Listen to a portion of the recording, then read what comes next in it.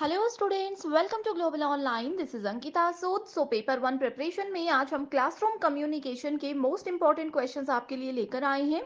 इस सीरीज की सबसे खास बात यह है स्टूडेंट्स की एमसीक्यूज के साथ आपके कॉन्सेप्ट्स भी क्लियर हो जाएंगे, क्योंकि मैं आपको डिटेल्ड एक्सप्लेनेशन और ट्रिक्स हर एक क्वेश्चन के साथ बताने वाली हूँ।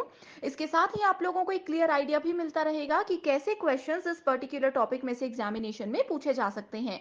तो ये बहुत इंपॉर्टेंट सीरीज है आप सभी के लिए, इसलिए आप इसमें एंड तक बने रहिएगा।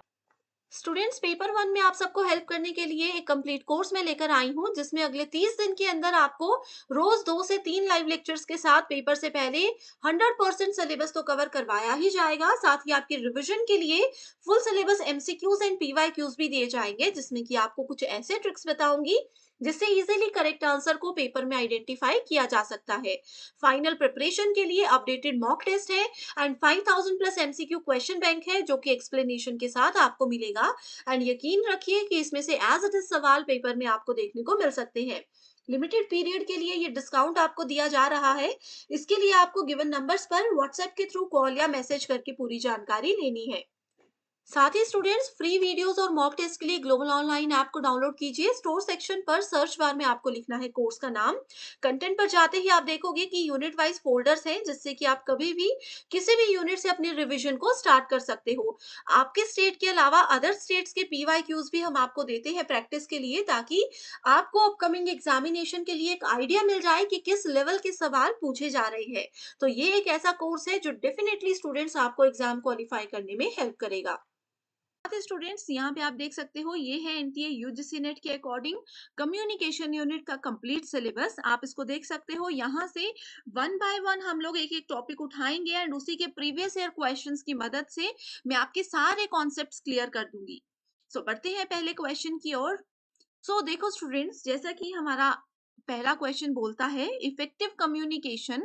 Effective classroom communication would help students internalise, यानी कि प्रभावी कक्षा संचार छात्रों को आंतरिक बनाने में मदद करेगा।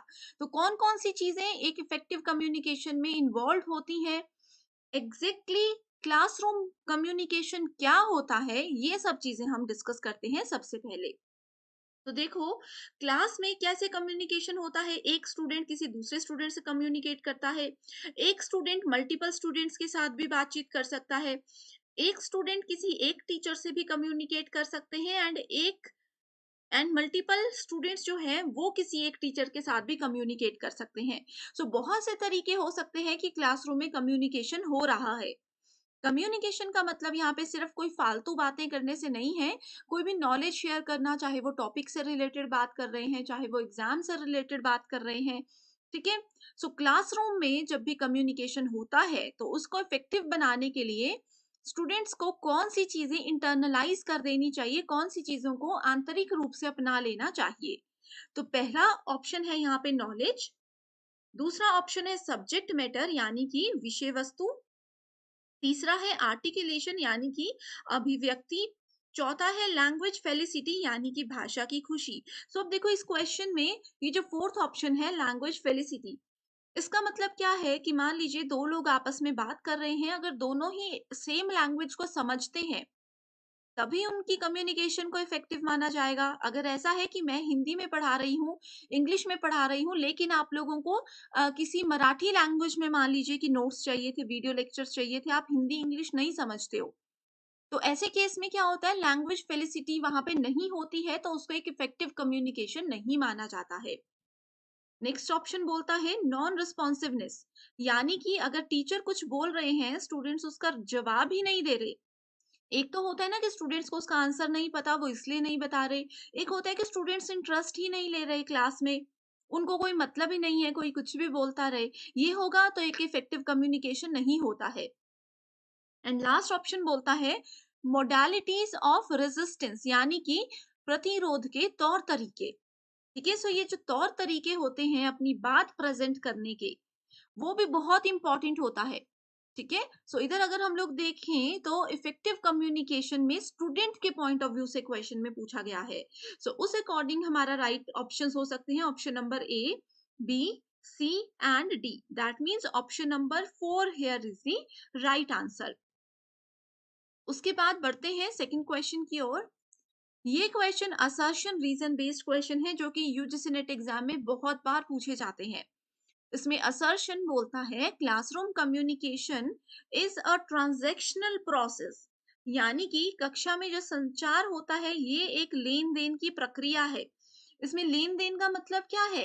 लेन देन का मतलब है कि अगर एक स्टूडेंट किसी दूसरे स्टूडेंट को कोई इंफॉर्मेशन देता है, तो दूसरा स्टूडेंट उसका कुछ ना कुछ तो रिप्लाई करेंगे ही। मान लीजिए मैंने किसी एक स्टूडेंट को बोल दिया कि ग्लोबल ऑनलाइन की क्लास जो है, ए ने बी को बोला कि ग्लोबल ऑनलाइन की क्लासेस सुबह 10 बजे लाइव होती है, लेकिन बी ने उनको बोल दिया कि नहीं, 10 बजे तो नहीं होती है, उनकी क्लास तो रात को 9 बजे होती है। तो ये क्या है? ये लोग ट्रांजैक्शनल प्रोसेस कर रहे हैं, इंफॉर्मेशन का लेन देन कर रहे हैं। अब दोनों ही स्टेटमेंट्स बिल्कुल करेक्ट है, इसमें ए भी सही बोलता है, बी भी सही बोलता है, राइट? अब इसका रीजन ये बताया गया है, a teacher does not operate under the assumption that students responses are purposive, यानी कि एक शिक्षक इस धारणा के तहत कार्य नहीं करता कि छात्रों की प्रतिक्रियाएं उद्देश्यपूर्ण हैं। तो इस क्वेश्चन में अगर हम लोग देखें, तो पहली स्टेटमेंट तो बिल्कुल ट्रू है, उसका एग्जाम्पल मैंने आप लोगों को बता दिया। लेकिन रीजन जो है इस स्टेटमेंट का, आर स्टेटमेंट जो है, ये बिल्कुल गलत है। इसका कोई भी लॉजिक नहीं बनता, खास तौर पर इस स्टेटमेंट के साथ रीजन तो बिल्कुल भी इसको सेटिस्फाई नहीं करता। तो राइट आंसर क्या है? राइट आंसर है यहाँ पे ऑप्शन नंबर 3। नेक्स्ट क्वेश्चन पे जाने से पहले स्टूडेंट्स, जैसे कि मैंने आपको प्रीवियस लेक्चर में एक एक्सरसाइज क्वेश्चन दिया था, उसका आंसर मैं आपको बता देना चाहती हूँ। तो इस क्वेश्चन में पूछा गया था, good communicator is the one who offers to his audience. एक अच्छा कम्युनिकेटर अपनी ऑडियंस को अगर बहुत ज्यादा इंफॉर्मेशन देता है, भरपूर जानकारी देता है किसी चीज के बारे में, तो वो क्या होता है? वो एक अच्छा कम्युनिकेटर होता है। तो अगर आपने इसका आंसर करेक्ट किया था तो मैंने आपको रिप्लाई कर दिया है कमेंट बॉक्स में। अगर आपका आंसर गलत है तो आप इसको यहाँ से क्रॉस चेक कर सकते हो, ठीक है? वैसे ही सिमिलरली इस वीडियो में भी मैं आप लोगों को एक एक्सरसाइज क्वेश्चन दूंगी जिसका आंसर नेक्स्ट वीडियो में पता चलेगा, एंड अगर आपको उसका आंसर आता है तो आप मुझे कमेंट करके। सो नेक्स्ट क्वेश्चन है हमारा, which of the following are useful in positive components of classroom communication. जैसे कि क्लासरूम कम्युनिकेशन हम लोग डिटेल में डिस्कस कर चुके हैं। क्लासरूम कम्युनिकेशन में अगर पॉजिटिव कंपोनेंट्स को हमें लेकर आना है, तो उसके लिए सबसे महत्वपूर्ण चीजें क्या हैं? पहला है रिस्ट्रिक्टिव एक्शंस, यानी कि प्रतिबंधात्मक कार्यवाही। दूसरा है एम्पैथी, यानी कि सहानुभूति। पंक्चुअलिटी, यानी कि समय पे हमें हर चीज को करना है। फॉलो अप्स, यानी कि अनुवृत्ति। और लास्ट है स्कैटर्ड रिफ्लेक्शंस, यानी कि बिखरे हुए प्रतिबिंब। अगर क्लासरूम कम्युनिकेशन को अच्छा बनाना है, बेहतरीन बनाना है, तो उसके लिए सबसे ज्यादा जरूरी चीजें क्या है? सबसे पहले तो देखो, उसके लिए एम्पैथी जरूरी होती है।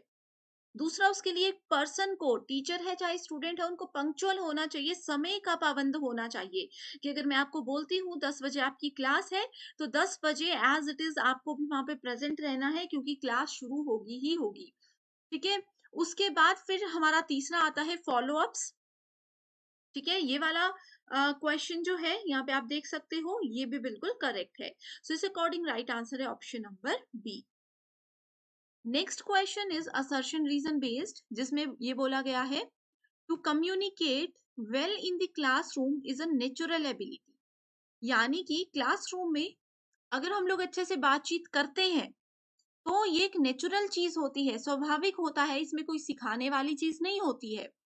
एंड इस स्टेटमेंट का कारण ये बताया गया है कि effective teaching in the classroom demands knowledge of the communication process, यानी कि क्लासरूम में अगर अच्छे से बातचीत करना चाहते हैं हम लोग, तो इसमें किस चीज की डिमांड होती है? ये कम्युनिकेट कैसे करना है, बातचीत कैसे करनी है, ये उनको अलग से सिखाया जाना चाहिए।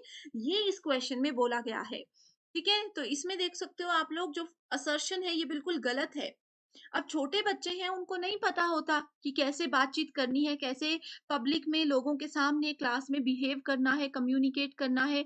ये सब चीजें उन लोगों को कौन सिखाता है? जिस एनवायरमेंट में वो रहते हैं, वहां पे सिखाया जाता है। इस अकॉर्डिंग राइट आंसर होगा option number 4, that is statement A is false but R is true. Last question है जो कि असर्शन रीजन बेस्ड है, एंड इसके बाद एक एक्सरसाइज क्वेश्चन मैं आपको दूंगी। अभी तक के 5 क्वेश्चंस अगर आपने अच्छे से सुने हैं, तो एक्सरसाइज क्वेश्चन आपके लिए बहुत ही ज्यादा इजी हो जाएगा। तो इसमें असर्शन बोलती है the initial messages to students in the classroom by a teacher need not be critical to establish interactions later. And इसका कारण ये बोलता है more control over the communication process means more control when the student what the students are learning. ठीक है। सो देखो इसमें assertion बोलती है सो टीचर जो एक स्टूडेंट्स को सबसे पहला मैसेज देते हैं that is need not be critical to establish interactions later. यानी कि शिक्षक जो छात्रों को प्रारंभिक सबसे पहले कोई संदेश देते हैं वो बाद की बातचीत के लिए महत्वपूर्ण नहीं होता। बाद में टीचर और स्टूडेंट जो बात करेंगे इंफॉर्मेशन शेयर करेंगे वो उसके पॉइंट ऑफ व्यू से इंपॉर्टेंट नहीं होता। ये बोलती है स्टेटमेंट वन। एंड इसका रीजन बोलता है more control over communication process means more control over what the students are learning. यानी कि हम जो एक टीचर जो स्टूडेंट्स को सिखाएंगे स्टूडेंट्स वही सीखेंगे। तो एक टीचर को अपने आप पे कंट्रोल होना चाहिए कि वो कैसे कम्युनिकेट करते हैं कैसे बात करते हैं ताकि वही चीजें स्टूडेंट्स सीखें। तो यहाँ पे देखो बहुत इजी क्वेश्चन है, इसका राइट आंसर है option number 4 that is statement A is false but R is true. And next देखो स्टूडेंट्स ये आप लोगों के लिए दो एक्सरसाइज क्वेश्चन है, इसमें से अगर आपको एक का भी आंसर आ जाए इसका मतलब है कि आज की वीडियो के कॉन्सेप्ट्स आप बिल्कुल अच्छे से समझ चुके हो। सो पहला क्वेश्चन बोलता है classroom communication of the teacher rest on the principle of. तो क्लासरूम में जब टीचर स्टूडेंट्स के साथ बात करते हैं मल्टीपल स्टूडेंट्स के साथ बात करते हैं तो सबसे ज्यादा कौन से प्रिंसिपल यानी कि किस सिद्धांत पर वो आधारित होते हैं। ऑप्शंस हैं, आप लोग इसको पढ़ के आंसर दे सकते हो। नेक्स्ट है classroom communication should essentially be. तो क्लासरूम में जब भी हम लोग बातचीत करते हैं तो उसमें क्या चीज सबसे ज्यादा होनी चाहिए। ये वाला क्वेश्चन थोड़ा सा डिफरेंट है एंड इसी पर बेस्ड एक क्वेश्चन अभी मैंने आप लोगों के साथ डिस्कस किया, डिटेल में आपको बताया उसके बारे में। ठीक है, तो आप ऑप्शंस देख के इजीली समझ आओगे क्वेश्चन नंबर 2 का राइट आंसर क्या है। सो आज के लिए सिर्फ इतना ही। Thank you so much for watching this video and I wish you all the very best.